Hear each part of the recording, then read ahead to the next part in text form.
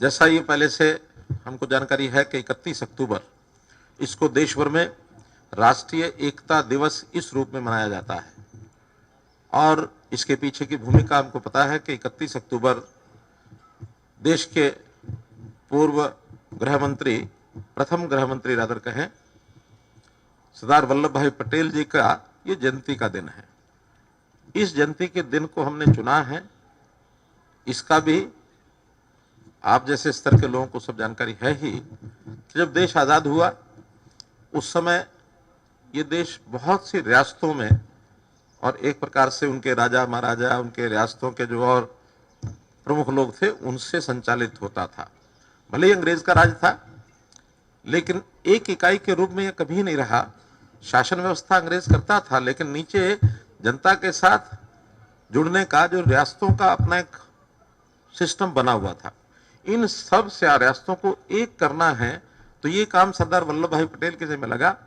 और देश की 562 रियासतों को उन्होंने बिना किसी विवाद के सबको प्रस्यू करके और सबको मना लिया कि भारत के संविधान के अंतर्गत सब काम करेंगे।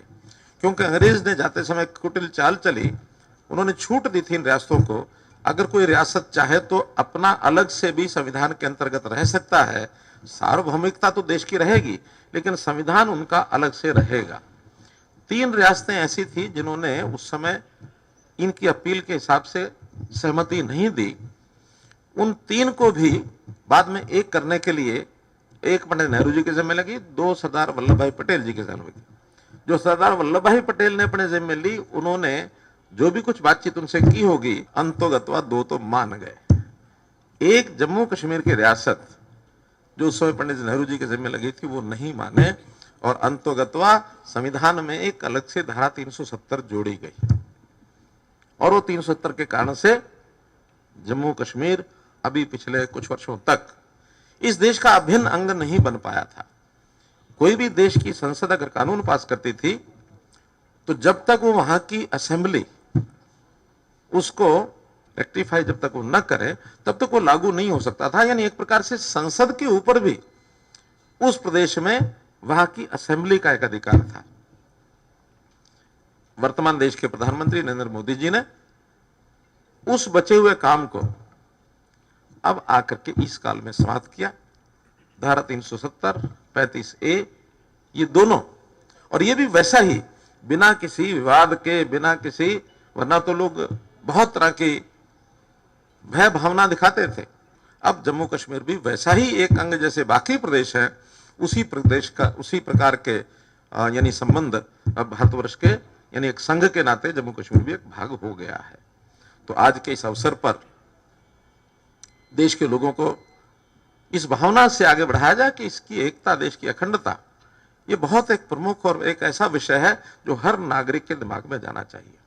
सरदार वल्लभ भाई पटेल लौह पुरुष, एक प्रतीक के रूप में उनका एक स्टैचू गुजरात में बहुत बड़ा स्टैचू और विश्व का tallest statue, statue of unity, यानी इससे पहले अमेरिका का जो स्टैचू था वही टॉलेस्ट था।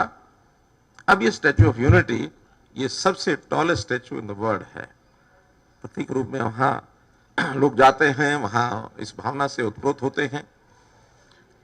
देश के एडमिनिस्ट्रेटिव सिस्टम में एक विषय जो हम हर बार याद करते हैं, सरदार वल्लभ भाई पटेल एक ऐसे व्यक्ति थे जिन्होंने हमारी जो आईएएस की, प्रशासनिक अधिकारियों की भूमिका क्या होगी, इसका बड़ा सरल शब्दों में उल्लेख किया हुआ है। एग्जैक्ट शब्द क्या है आप में से कोई बता सकता है? Steel framework of independent India. IAS service जो है, it is a steel framework of our country.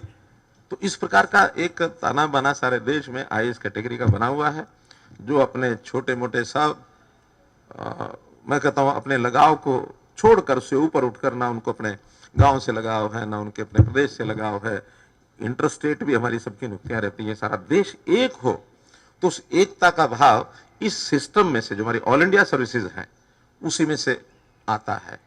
वरना अगर ये सिस्टम ना होता तो देश की जनता अपने जो तुच्छ स्वार्थ हैं उनके कारण से अलगाववादी दृष्टिकोण रखने वाले रीजनल ग्रुप्स शायद वो देश को फिर तोड़ने के लिए तैयार हो जाते हैं।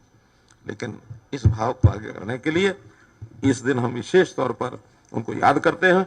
मैं इस अवसर पर सरदार वल्लभ भाई पटेल को पूरे हरियाणा राज्य की तरफ से मैं नमन करता हूं, उनको श्रद्धांजलि देता हूं और आशा करता हूं कि ये भाव हम सब लोग मिल करके, कोई किसी भी स्थिति में है, कोई नागरिक दूसरे नागरिकों को इसी प्रकार से आगे उनके मन में ये बीज आरोपित करते रहें। यही शुभकामना के साथ आपका बहुत बहुत धन्यवाद, बहुत बहुत आभार।